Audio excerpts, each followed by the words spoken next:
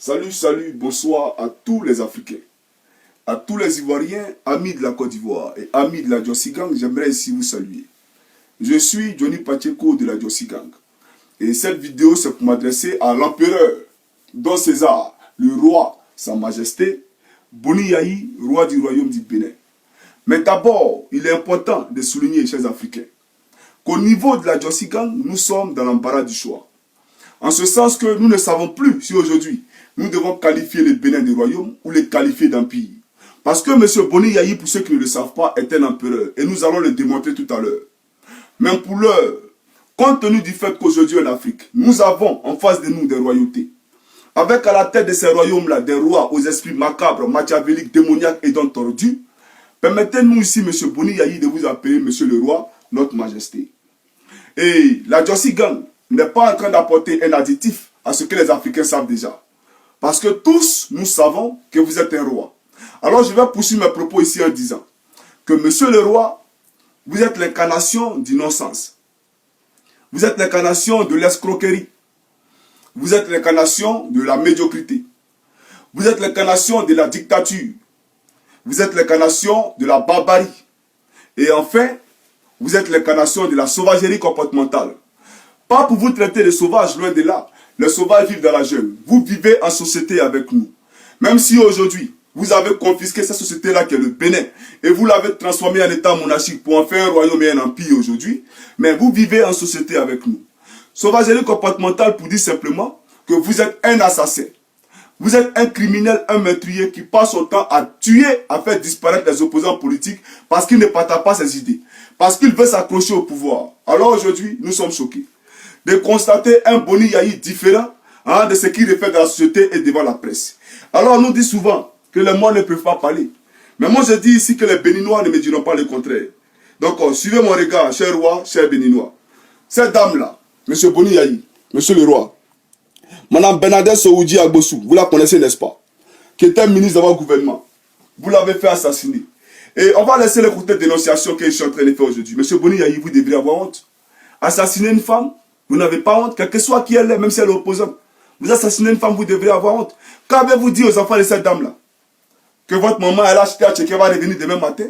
Elle vous Dieu pour décider de qui doit vivre et qui ne doit pas vivre. Jusqu'à preuve de contraire, votre pouvoir a des limites. Et ces limites-là, c'est que vous-même là, vous ne pouvez pas vous empêcher de mourir. Vous partirez un jour. Donc ça veut dire que vous n'avez pas le droit d'ôter la vie à un être humain. Mais vous l'avez assassiné pourquoi? Pour ses idées. Vraiment, c'est malheureux, c'est piteux, c'est hideux. Écoutez ici, je vais vous montrer une autre vidéo, une autre photo. Monsieur Hubert Danivo, vous le connaissez, n'est-ce pas? Monsieur Hubert Danivo, qui était un haut fonctionnaire au ministère de l'économie et des finances. Vous l'avez fait assassiner pour ses idées. Je vais vous montrer encore, monsieur le juge Kovi. Le juge Kovi, vous le voyez souvent dans vos cauchemars, n'est-ce pas? Voilà, vous l'avez fait assassiner. Mais voici un état où on assassine la justice, où on écrase la justice, où on piétine la justice, où on tue celui-là même qui doit faire respecter les droits, celui-là même qui doit dire les droits. Mais moi je suis choqué. Sérieusement, je m'interroge. Je dis ici à nos différents rois, de la Côte d'Ivoire, du Bénin, du Togo, du Gabon, du Congo-Brazza, en tout cas, tous ces rois-là, convoquez des forums chez vous. Convoquez vos populations et dites-leur de façon claire qu'à partir d'aujourd'hui, là, je suis votre roi. Comme ça, il ne sera plus question d'élection dans nos pays. Vous comprenez? Voilà. Parce que si on peut tuer le juge, si on peut assassiner la justice, je m'interroge. Barack Obama, lors de son passage en Afrique, disait, et je cite ici, l'Afrique n'a pas besoin d'hommes forts, mais l'Afrique a besoin d'institutions fortes. Quand nous parlons d'institutions fortes, nous nous référons à quoi? Primo, nous nous référons à la justice. Alors, un État sans justice, c'est un État où tout se fait dans l'anarchie. Comme si nous étions dans la jungle sans foi ni loi. Vous comprenez? Alors, M. Boni Yayi, vraiment, vous êtes un dictateur. Vous êtes un monstre. Vous êtes habité par une cruauté qui ne dit pas son nom. Votre caractère d'animosité a pris le dessus sur votre raison. Et cela me cœur, vraiment, je vous le dis. Et je vais dire ici d'abord, avant de poursuivre, on va visionner une vidéo de vous. La vidéo, chers amis, suivons la vidéo de M. Boni Yayi. M. le roi Boni Yayi. Suivons la vidéo ensemble. Voici la vidéo. Vous avez fait un discours. Vous étiez président en exercice de l'Union africaine à Addis Abeba, où vous avez semblé dire que les présidents qui changent la constitution pour rester au pouvoir, ce n'était pas un bon exemple pour le continent. Est-ce que vous allez appliquer vous-même ce que vous prêchez Votre mandat se termine en 2016. Est-ce que vous pouvez me jurer que vous n'allez pas vous représenter? Je le jure. Et tous les Béninois, même ceux qui sont dans le ventre de leur mère, savent que mon pays, eh bien, la question du respect de la Constitution est fondamentale. Et il n'y a aucun débat. Le débat sur le respect de la Constitution dans mon pays est terminé. Il n'a jamais été ouvert d'ailleurs, à mon avis. C'est des fondamentaux qu'il faut respecter. Voilà. Des fondamentaux qu'il faut respecter. Monsieur Boni Yayi, vous connaissez Lionel Agbo, n'est-ce pas? Votre ancien conseiller, qui est un avocat, qui est un dissident. Vous l'avez fait agresser. Vous comprenez? Et aujourd'hui, vous vous réclamez constitutionnaliste, vous vous réclamez démocrate. Je vais vous montrer ici une photo d'un monsieur. Je vais vous montrer une photo d'un monsieur. C'est un député qui était avec vous à la FCBE. Je vais parler ici du député, comment on appelle ça, Candide, Azanaï. Je vous montre sa photo ici, pour qu'on se comprenne. Voici la photo du député Candide ici. Vous le connaissez, n'est-ce pas? C'était votre compagnon d'hier.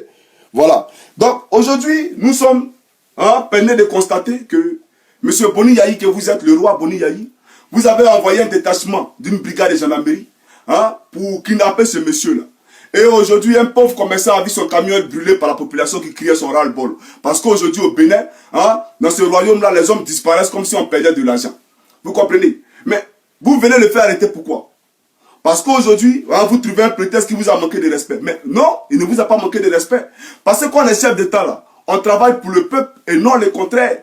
On ne peut pas venir devant la nation lors comment on appelle ça, d'une campagne électorale, traiter un député d'âne, vous dites que c'est un âne. Pourquoi?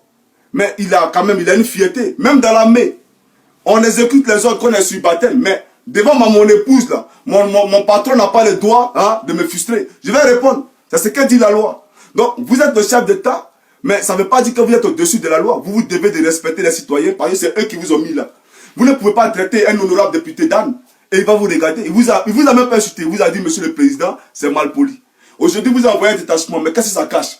La vérité, c'est que vous avez peur que monsieur Candide prenne la tête du Parlement parce que vous voulez faire un amendement de la Constitution, l'article 42, pour réviser l'article, pour aujourd'hui abriguer un troisième mandat. Mais j'ai dit à tous les présidents, à tous les rois plutôt, Boni Yayi, Ali Bongo, Fonya Simbe, Alassane Draman Ouattara, en tout cas, que ces pays-là, ces royaumes-là ne sont pas vos propriétés privées. Et tous ces régimes dictatoriaux, là, nous n'en voulons plus. C'est la vérité. Donc, monsieur Boni Yayi, sérieusement, arrêtez ce que vous êtes en train de faire. Vous endeuillez des familles pour une question de fauteuil présidentiel. Sérieusement, arrêtez ça. Vos prédécesseurs n'ont pas fait ça. Vos prédécesseurs ne l'ont pas fait. Et nous allons ouvrir notre volet. Hier, vous étiez à Paris pour dire que vous êtes Chali. Vous avez fini tous les mouchoirs du Champs-Élysées. Tous ces mouchoirs-là, vous avez tout fini. Vous avez tellement pleuré que même la nuit, pour baisser un petit Français qui n'arrive pas à dormir, on met une vidéo où Boni Yayi a été pleurer. Et l'enfant dort. Sérieusement. Donc, vous avez pris l'avion présidentiel du peuple béninois, du royaume béninois, et vous avez mis du kérosène avec l'argent du contribuable. Et vous êtes allé à des milliers de kilomètres, passer dans l'espace aérien nigérien, parce qu'au Nigeria, il y a beaucoup d'armes. Vous n'êtes pas descendu là-bas, vous n'avez pas fait un transit là-bas pour dire Yako à l'ancien président Goodluck Jonathan. Mais vous êtes allé à des milliers de kilomètres pour pleurer. Mais ça cachait quoi? C'était pour dire simplement que vous étiez pour la liberté d'expression. Vous étiez pour que les journalistes s'expriment en toute quiétude. Mais dans votre pays, là, est-ce qu'il y a la liberté d'expression? Vous avez embrigadé la presse. Vous avez embrigadé la télévision. À la télévision, là, on ne parle seulement que de vous. On ne parle seulement que de vous. À la télévision nationale. Mais attends. Je vais vous montrer une vidéo ici, pour ne pas que les gens disent que c'est en train d'inventer. Un journaliste qui a eu le courage, l'audace de vous dire, pendant qu'il était présenté une émission, de vous interpeller publiquement. Monsieur le président, vous êtes allé en France pour dire que vous êtes Chali. Mais ici, là, vraiment, soyez Chali aussi. Vous comprenez? On va regarder la vidéo ensemble. La vidéo en question, la voici. Voilà. Regardez la vidéo. Il s'appelle Osia Sonouveau. Vous le connaissez, non? Et comme on aurait aussi aimé que pour aller jusqu'au bout de cet engagement, le chef de l'État devienne Charlie ORT ORTB. Charlie ORTB pour la liberté de presse sur le service public de l'audiovisuel au Bénin. Liberté de presse qui rime avec ouverture des antennes de la télévision nationale. Vrai débat contradictoire sur les grandes questions politiques et autres qui engagent le présent et l'avenir de la nation. Monsieur le Président de la République, sauver la liberté des journalistes à l'ORTV, précieux héritage de la conférence nationale, entre autres, et entrer dans l'histoire. Voilà, entrer dans l'histoire. Un journaliste qui a pris le courage, je vous le dis, celui-là c'est un héros. C'est un héros. Aujourd'hui, là où je vous parle, là, il est en exil aux États-Unis. C'est vrai ou bien c'est faux? Il est en exil aux États-Unis. Donc quand vous pouvez prendre un journaliste, quand un journaliste est contraint d'être en exil, mais c'est que ce pays-là, il y a un fiasco. On ne peut pas se réclamer Charlie. Lorsqu'on pleure des blancs parce qu'on les a tués, ils sont des journalistes, et dans son pays, on envoie des journalistes en exil. Mais ça répond à quelle logique? Vous voyez, vous êtes l'incarnation du non-sens. C'est ce qu'il disait tantôt. Et aujourd'hui, quand on prend Martin Assoba, vous l'avez fait, c'est-à-dire que agressé. Aujourd'hui, où je vous parle, il a des balles dans son corps. Il est obligé de vivre avec ces séquelles-là toute sa vie. Sérieusement. Maintenant, nous allons prendre notre volet pour parler de l'escroquerie. Oui, parce que vous êtes un escroc. Vous avez escroqué le peuple béninois.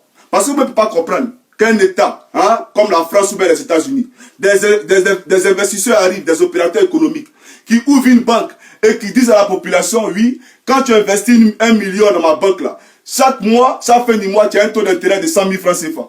Les gens, vu les conditions d'exécrabilité auxquelles ils sont confrontés, font confiance à ces banques là. Et du coup, un matin, on nous apprend que c'était de l'arnaque. C'était de l'arnaque. Monsieur Boni Yahi, vous-même là, vous étiez un ancien banquier, n'est-ce pas? Vous avez travaillé au Togo comme un ancien banquier économiste. Donc ces banquiers là, vous les connaissez. C'est vous qui avez escroqué le peuple béninois. Arrêtez de vous foutre des gens, vous pensez que nous on ne sait pas? Les gens ne peuvent pas venir croiser un territoire pour venir escroquer les gens de façon publique. Et puis voilà, aujourd'hui là, vous avez remboursé ces gens-là. Mais vous n'avez pas travaillé pour eux, ces béninois, ils ont travaillé dur pour avoir cet argent-là. N'est-ce pas? Mais aujourd'hui, c'était nous aujourd'hui un blanc que vous avez mis en prison. On nous dit que les coupables ont été arrêtés. Mais on n'a pas encore vu un blanc en prison. Voilà, parce que parmi ces gens-là, il y avait des blancs dedans. Voilà. Donc, M. Boni Yahi, moi je dis simplement que c'est vous l'escroc. Vous avez escroqué sur cette population-là. Et c'est ça la vérité. Chers amis, suivez mon regard. Regardons cette vidéo ensemble.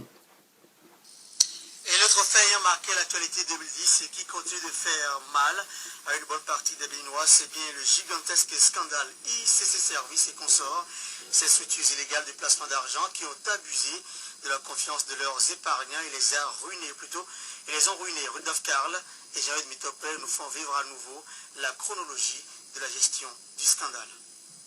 2010, c'est l'année de la chimère, entretenue par le placement d'argent. Elle a été également celle de la tourmente pour Boni